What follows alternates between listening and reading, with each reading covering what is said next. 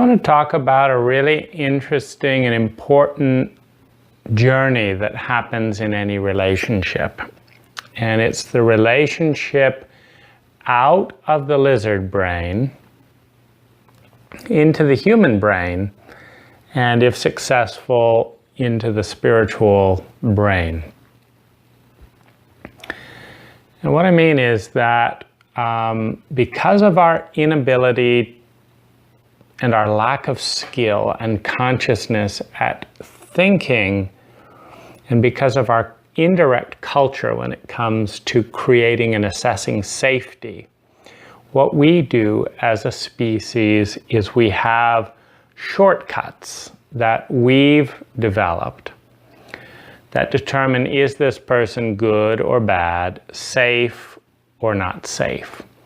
And we have to determine that information before we determine anything else. In other words, before anything real and beautiful happens in the relationship, we have got to determine, is this person good or bad, safe or not safe?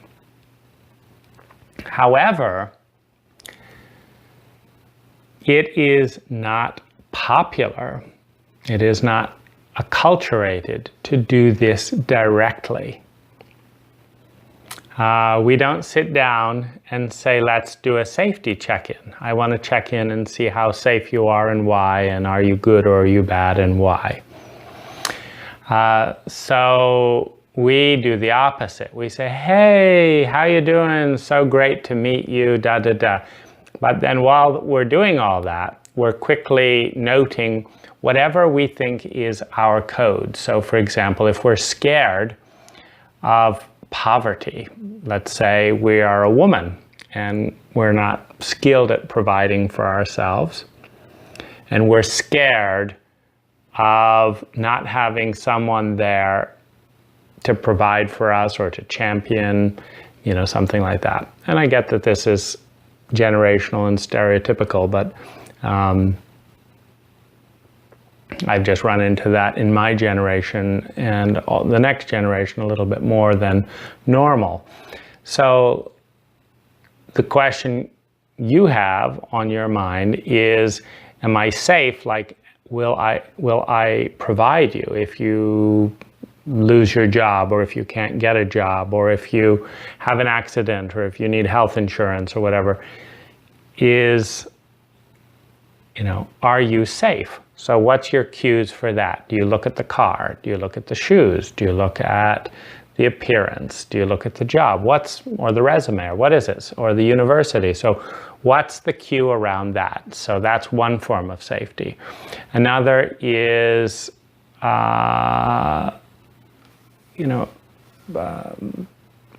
attractiveness, or will you make me look good in public, or will you make me look bad in public? So again, car, shoes, career, etc. Is my social status going to go up with you or down with you in this culture? 3, do I feel safe with you? What's the cue? Like, for some people, it's a cue like, if you're not interested in me, then you're safe. If you're interested in me, then you're not safe.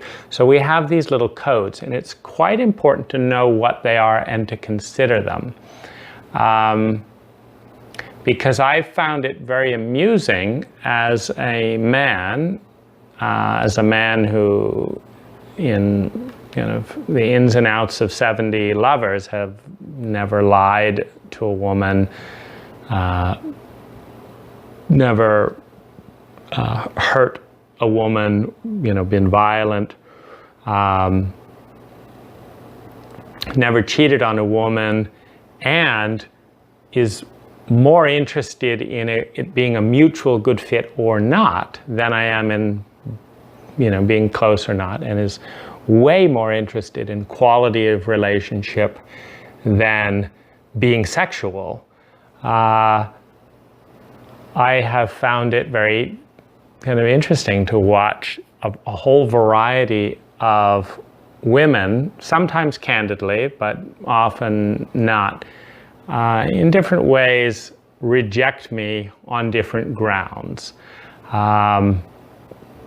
sometimes because I'm too direct, sometimes because I move too fast, sometimes because, in fact, on one of my personal videos, they said I moved my eyes in a certain way and that tells them that I'm a liar. Well, great, you know, like that's how I happen to move my eyes.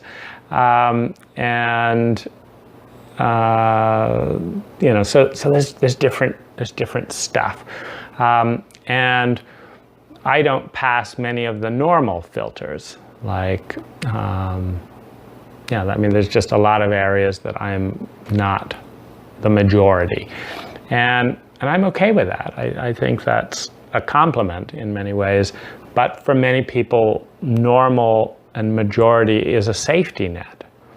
And I think these safety things are really important to analyze, because the reality is that they go both ways. So, for example, if you, if you focus exclusively on the money, you have a real danger of ending up with someone, you know, who's so conformist that they're boring and, you know, there's no growth. Or if you end up with someone that's incredibly popular and that's put in a lot of energy to being popular with a lot of people, you have the real risk of having someone who doesn't want to go deep. They want to be popular. You know, they've built their social persona in the direction that makes them interesting to a lot of people. If you have someone who's a real flirt, you know, that makes you feel really good because they do all the work to initiate, usually the payoff that makes that valuable for many men is short bursts of intense sex with that new energy. In other words, you know, when you have this dynamic where a woman plays coy, meaning she doesn't go after anyone, she doesn't initiate, she doesn't meet someone halfway, but she's taking a stance of passivity and reactivity, of slow reactivity and passivity without initiating and escalating and doing the work and all of that. Who is going to be interested in that woman? Is it going to be a woman or a man who wants, you know, to do that long term? Or is it like, oh, here's a hard nut to crack, let's figure out a way and I'll do this and I'll have great sex and then I'll be on my way. And so then if you're really slow and hard work, like you're going to make me work forever, you know, it's not my problem because this is just a short-term thing. I just want the new experience and the learning curve, but I would never sign up for a lifetime of doing all the work, all the initiating, all of the pursuing, all, you know, because it's not like, that doesn't appeal to me. And who, you know, and who you attract. So these doorways of what is safe for what, you know, because it's kind of unfortunate the way some of these things polarize, because the woman who's been burned before, so she's not going to respond too soon, so she's going to be twice as cautious and unresponsive and unenthusiastic as every other woman. Who's the only one really interested in that woman? Because that's not an attractive dance. It's not like, pursue me, prove to me you're okay. If you're okay, and you've got lots of people that see that you're okay, and you've got one person that says, well, you've really got to prove it to me and do this and do this and do this, you know, work really hard. If you're okay, you don't need to prove you're okay. You've got lots of people that will see you're okay. But if you aren't okay, you might take that on as a challenge. Like if you don't treat people very well, then, a lot of people may not, respond and be friendly and, and warm towards you, etc. And so then you're left to say, okay, well, I'll give this hard nut a crack. And then they kind of end up pairing together, where the person that's the least generous, the slowest, the most difficult, the least reciprocal, in one side is ending up with someone who doesn't have better options because they don't treat them very well long term. Well, then they just end up pairing up together. It's not a good screening. I think that in talking with a really great man today,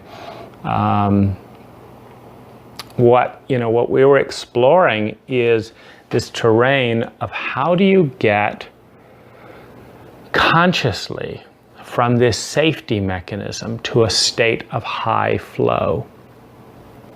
And what I want to suggest is that one way is a user's manual and direct conscious communications and pattern recognition. In other words, taking it out of the realm of instinct. Because one of the most unfortunate things of all is that humor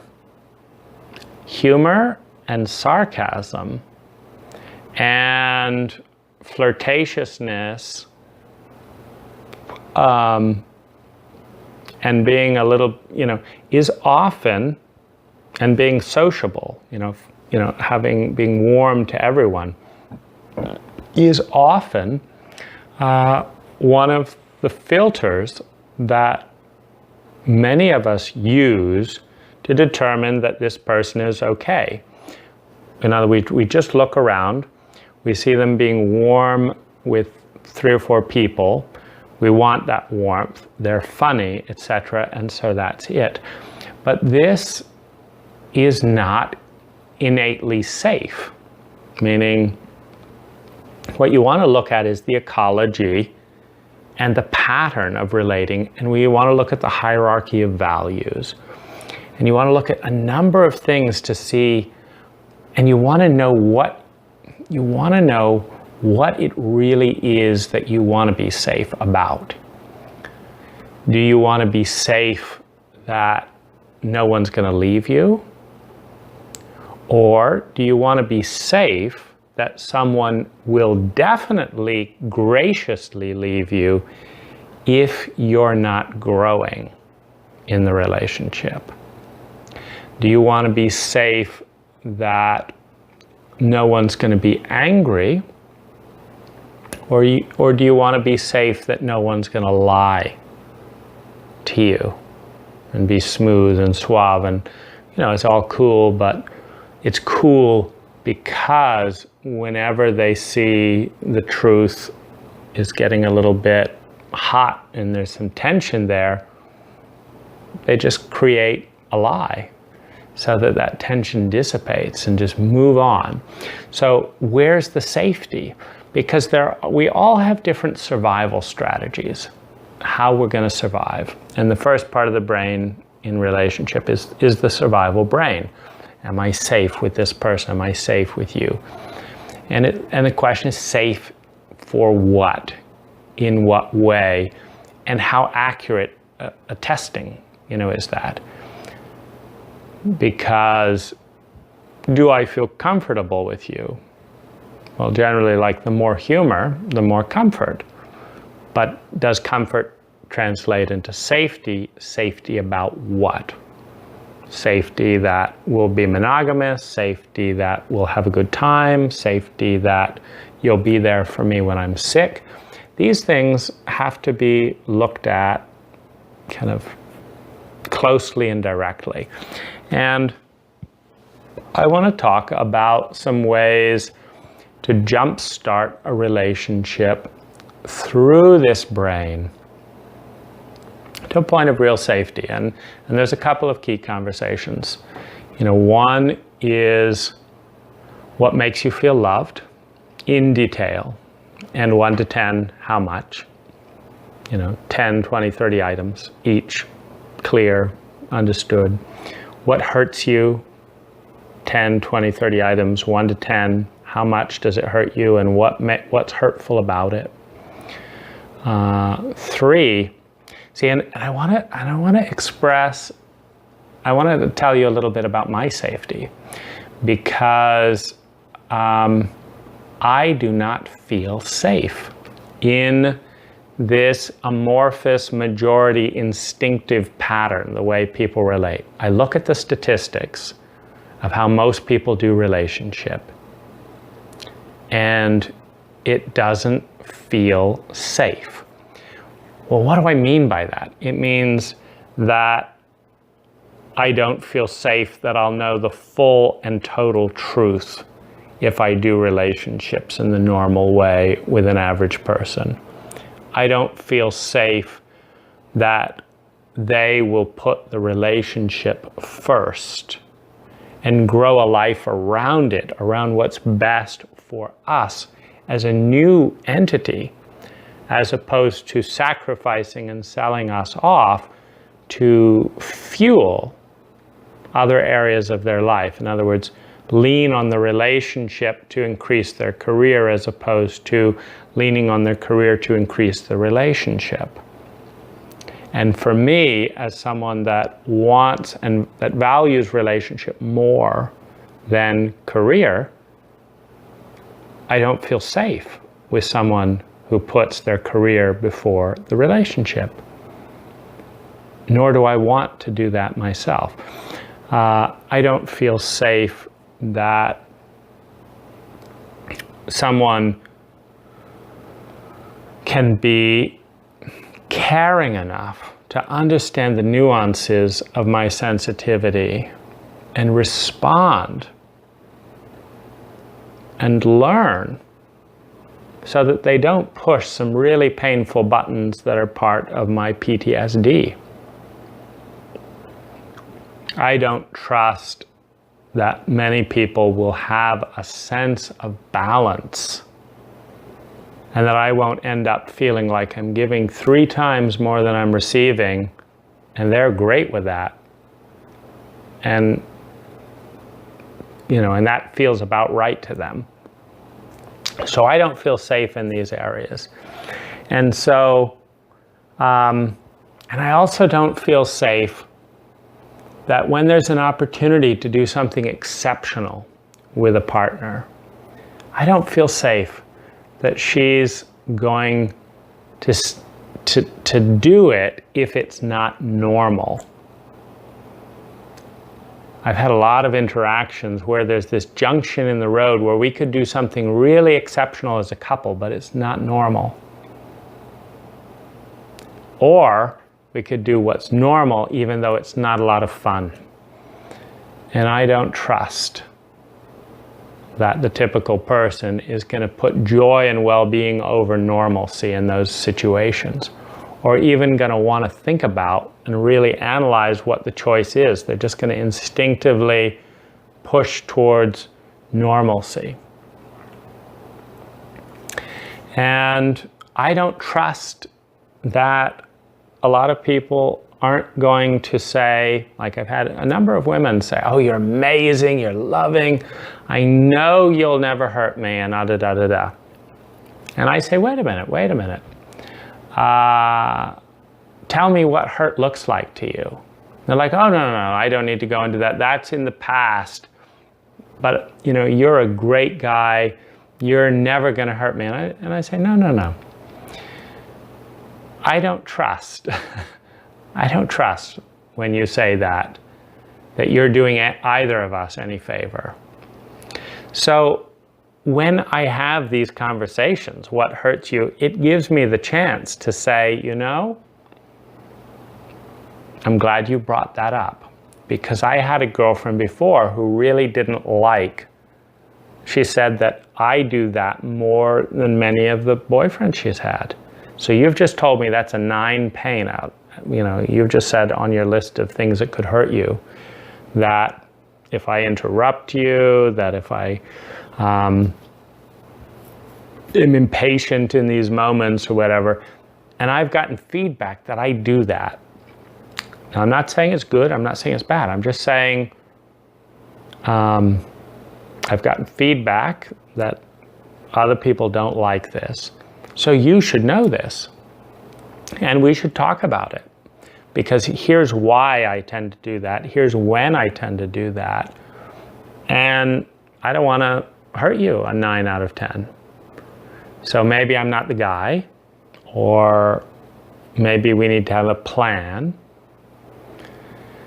And I'll try, if we do decide to proceed, in full candor, like this is who I am with my benefits and faults, with my pros and cons, and here's who I am in relation to you. And they fit well, they don't. If we decide to proceed, I'm going to try and do that less. I'm going to be more sensitive because we've talked about it and because you've told me it's a 9. I'm going to be more apologetic.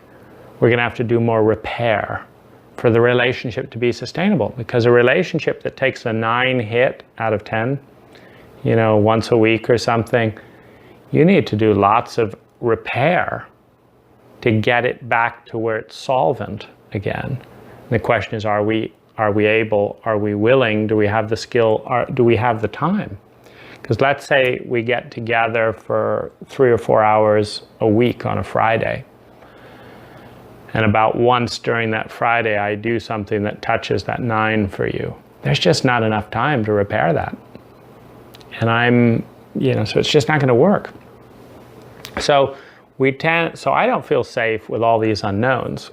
And what I find is that, so this is actually my safety mechanism. It's like I invite these kinds of conversations, and most people say, that's too much work, which tells me they're not safe for me,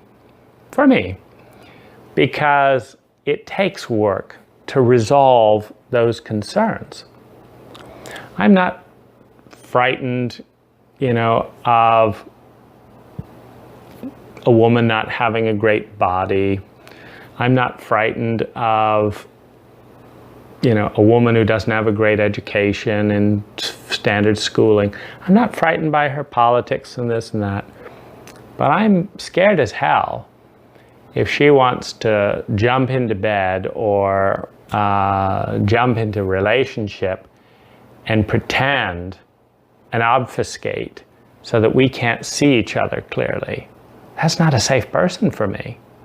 A safe person is someone who says, 5 out of my last boyfriends have complained about this trait here.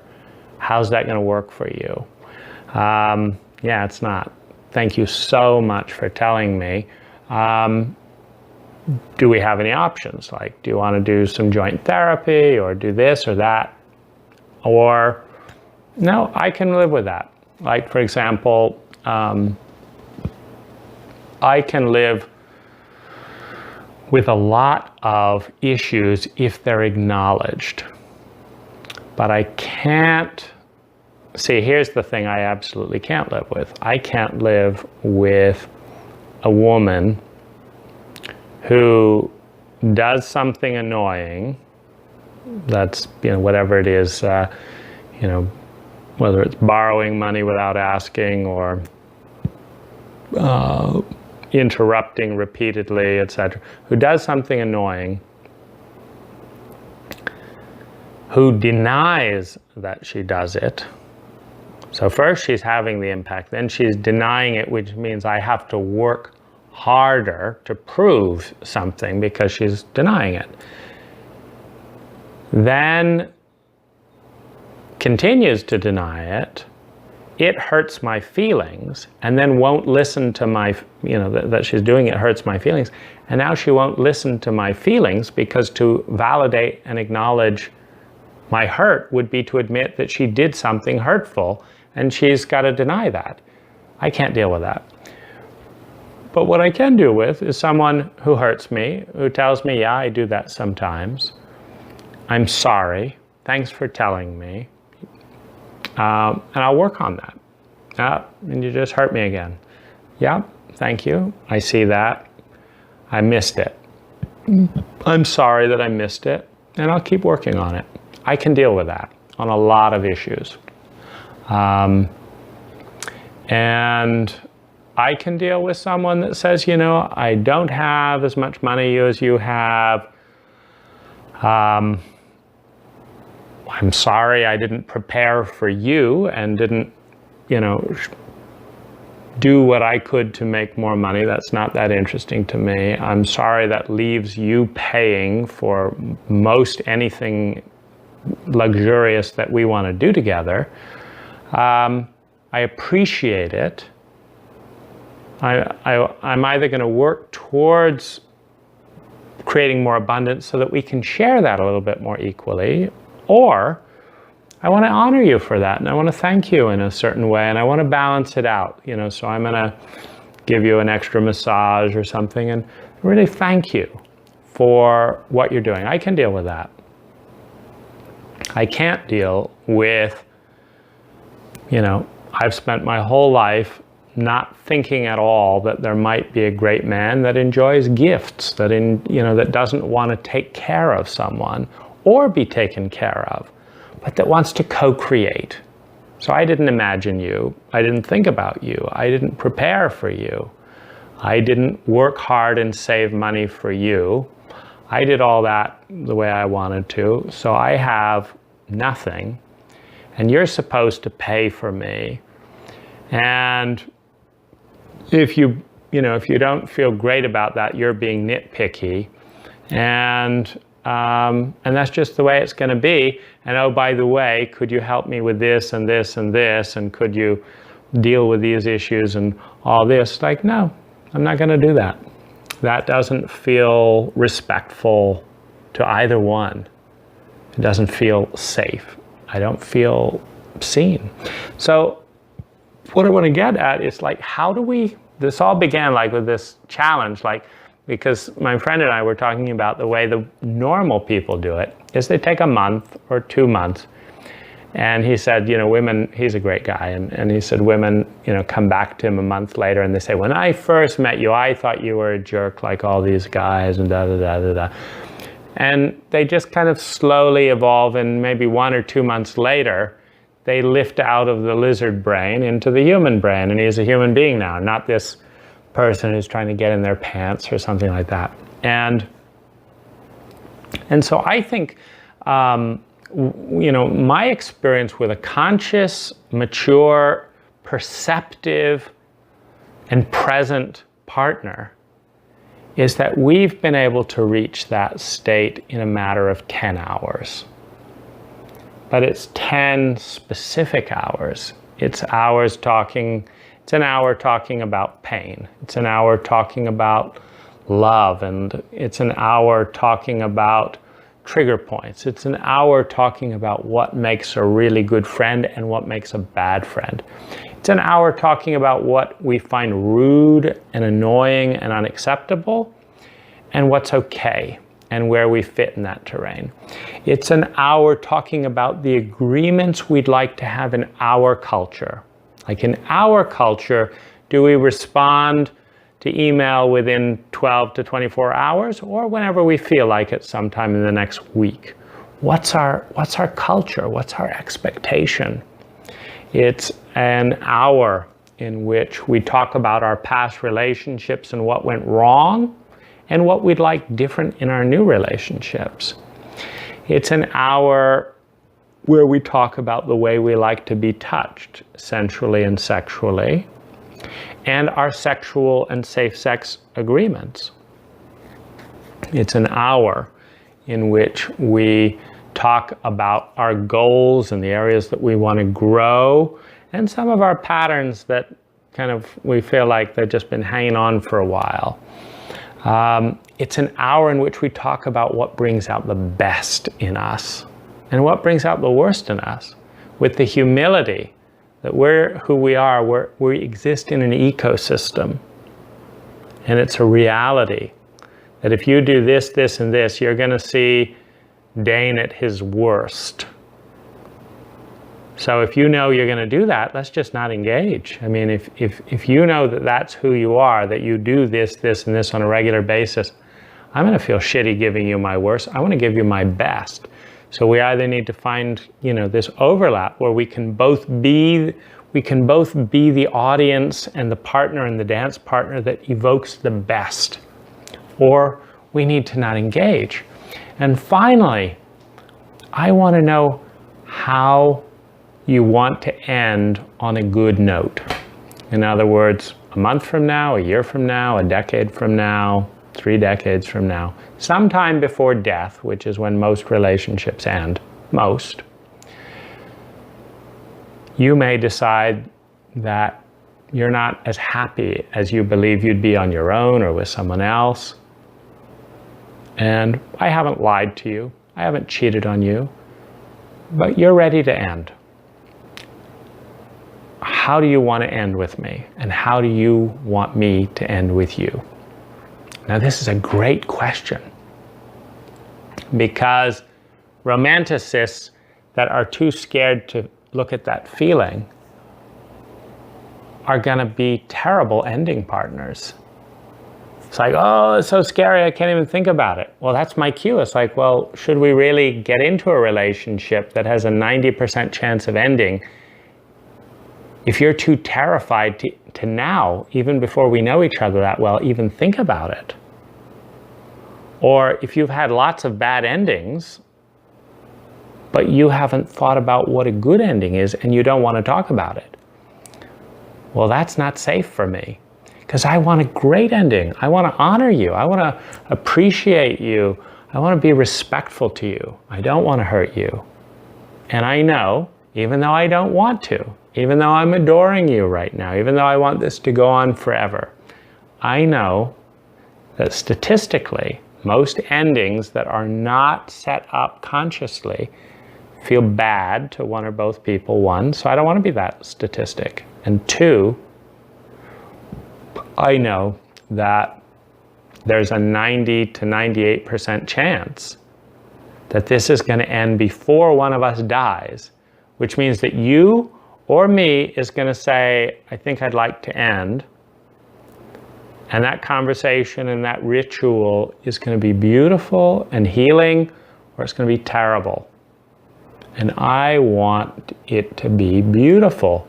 Are you willing to be humble and beautiful enough with me to create that? And if you are a great person to begin with, because there's a connection between the beginning and ending. You don't want to begin something that's going to end badly.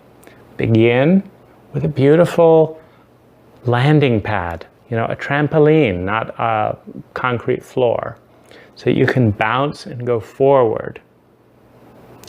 So thanks for listening to this. I hope it sparks you in your next relationship to think about how to lift from fear into strong flow with your partner.